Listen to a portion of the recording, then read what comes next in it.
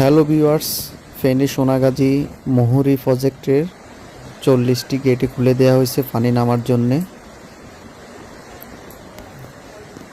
কি পরিমাণ পানির স্রোত দেখেন।